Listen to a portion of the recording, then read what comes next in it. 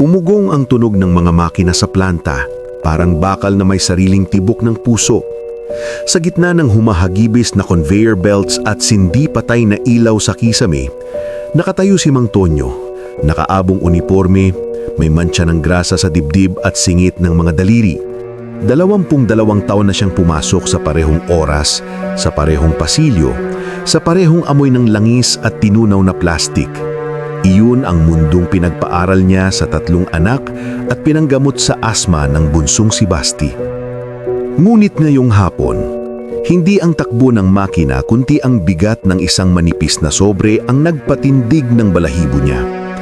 Iyon ang hawak niya ngayon, ang papel na nandiyang kumikislot sa palad habang nakaupo sa tapat niya ang manager na si Jigs. Nakabukaka sa executive chair, nakabidilaw na paisley na polo, nakaangat ang baba na parang nananalo sa larong siya mismo ang gumawa ng patakaran. "Basahin mo ng malakas, Mang Tonyo," wika ni Jigs, may niting madulas, "para marinig ng lahat kung bakit tapos na ang kontrata mo sa atin." Parang may kumiskis na blade sa lalamunan ni Mang Tonyo. Binuksan niya ang sobre. Umangat ang bulong ng mga kasama, sina Joyce, Lito, Bebs, na nagkumpulan sa likuran. Nagtakpan ng kamay ang bibig habang minamasdan ng kalbaryong patungo sa boses. Sa isang iglap, tila bumagal ang lahat. Naaalala niya ang unang araw niya rito. Batang-bata pa si Jigs noon. OJT na kinabitan niya ng goggles, tinuruan paano sumukat ng tama. "Huwag mong sisipain ang pedal nang hindi tingin sa ilaw," sabi niya noon. "May tao sa dulo ng bawat pindot mo." Notice of termination. Basag niyang basa. Dahil sa gross insubordination, persistent underperformance, at unauthorized stoppage of line noong nakaraang linggo. Nag-igting ang panga ni Mang Tonyo. Noong araw na tinigi niya ang line, may nakita siyang flashing reflection sa gilid. Isang bolt na naiwan sa mold. Isang iglap lang ang pagitan ng buhay at putol na daliri. Kaya't hinila niya ang emergency cord habang papalapit ang press. Siya ang sumalo sa sermon. Siya ang trinahasan sa report. At ngayon siya rin ang isinasakripisyo sa harap ng lahat para gumanda ang estatistika ng downtime. "Hindi na tayo charity, Mang Tonyo." Si Jigs. Nakatungkod ang siku sa sandalan. "Hindi pwedeng maantala ang target dahil umaawa ka. Anong akala mo sa kumpanya? Baryahan sa kanto?" Sandali lang bago tayo magpatuloy. I-comment mo muna kung saan ka nanonood para malaman ko kung hanggang saan umaabot ang video na to. Kung first time mo sa channel, huwag kalimutang i-like, mag-subscribe at i-tap ang notification bell para lagi kang updated sa araw-araw na episode ko ng Inspiring Life Stories. Sige, ituloy na natin ang kwento. Napayuko si Mang Tonyo. Ang isang tuktok niyang kuko ay may bitak, tanda ng mga gabing hindi natapos ang overtime. Sa isip niya, sumagi ang mukha ni Basti kagabi, naka-nebulizer, ngumiting parang walang pinapasan. Kapag sinabing tatay ka, hindi lang pera ang iniipon mo. Naalala niyang sabi ng namayapang asawang si Lina. Ang dangal mo, payong yan kapag wala ng bubong. "Sir," halos pabulong, "ang linya ay delikado na noon, may bolt." Excuses! Tawa ni Jigs, nagpalakpak pa. "Kaya nga may mga guard at inspection. Di ba, Joyce?" Tinangguan niya ang team lead. Ngunit nakatingin lang ito kay Mang Tonyo, halatang kabado. "Oh, ayan, wala. So Mang Tonyo, pack up mo na ang locker mo. Bibigyan kita ng separation pay. O baka hindi, depende sa HR." Kumindat siya sa mga nakapaligid na parang palabas lang ang lahat. Nagpaalon ang bulungan. Pumintig ang mga ilaw. 1 segundo, 2 segundo, at bago pa tuluyang matuyo ang lalamunan ni Mang Tonyo, may dumagundong na paanyaya mula sa PA system. "All line managers proceed to Bay 3. Corporate audit will commence in 5 minutes. Napatigil si Jigs. Audit? Wala yan sa schedule. Napakamutsa ng batok, ngunit mabilis din siyang gumiti. Marunong siyang umarte, lalo na kapag may bisita. Sa Bay 3, Nagsarang parang bibig ang mga makina. Pumwesto ang mga tauhan sa linya. Ang mga supervisor ay biglang naging abala. At ang mga safety officers ay naglabasan mula sa mulangan. Nagsalubong pa ang kilay. Sa dulo ng catwalk, pumasok ang 3 taong naka-navy na Amerikana. May kasamang 2 babae na may tablet at isang lalaking payat pero matikas ang tindig, si Alan Paredes. Sa gitna nila, tahimik na naglakad ang isang babaeng nakaputing barong. May ID na simple lang ang nakasulat, Regina V, CEO. Magandang hapon, sabi ni Regina, hindi mataas ang boses pero tumagos. Walang kailangang kabahan kung sumunod tayo sa sariling patakaran.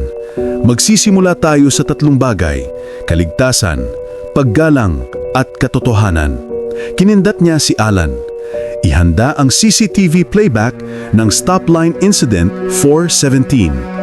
Napasuyod ang palad ni Jig sa likod ng leeg. Ma'am, minor issue lang yun. Naayos na yun sa log. Nakausap mo na rin ang... Ginoong Jigs, putol si Alan. Mas mabuting sabayan mo na lang ang playback. Pumatay ang mga ilaw sa paligid.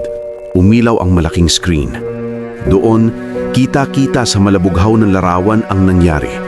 Mabilis ang takbo ng conveyor at biglang kumislap ang board. Si Mang Tonyo, nakabantay. Dadaplis pa lang sa pedal ang daliri ay hinila na ang pulang cord.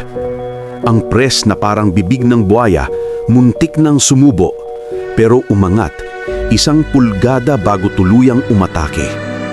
Sa tabi, namutla ang bagong hire na si Migo. Kamay na nanginginig, hawak ang ulo habang si Mang Tonyo ay tinatapik siya sa balikat at sinasabing, "Ayos lang, huminga." Pinindot ni Regina ang pause. Sinong nakalista sa report na nag-cause ng unauthorized stoppage? Tanong niya, malamig at malinaw. "Ako po," mahinahong tugon ni Mang Tonyo. "Inako ko." "Tama," sabat ni Jigs, mababang-mababa ang tawa. "Inako niya, ma'am, kasi choice niya yun. Naantala ang production." Ininangat ni Regina ang kilay. At anong bahagi ng training manual ang nagsasabing mas mahalaga ang minuto kaysa daliri? Walang nakasagot. Sa likuran, tumikhing si Joyce. "Ma'am, sumunod si Mang Tonyo sa safety protocol. Kung may downtime po, kami, ang dapat mag-justify, hindi ang operator." Muling tumunog ang click ng remote. Lumabas ang HR file, Notice of Termination na hawak ni Mang Tonyo. Binasa ni Regina ang naging batayan. Pagkatapos ay marahang itinupik, ipinasok sa sobre, at inilatag sa mesa. May 2 dokumento palang hindi nagtutugma, ang CCTV at ang termination notice, kaya kailangan nating isulat ang pangatlo. "Ano pong pangatlo, ma'am?" tanong ni Lito. Nanginginig ang boses.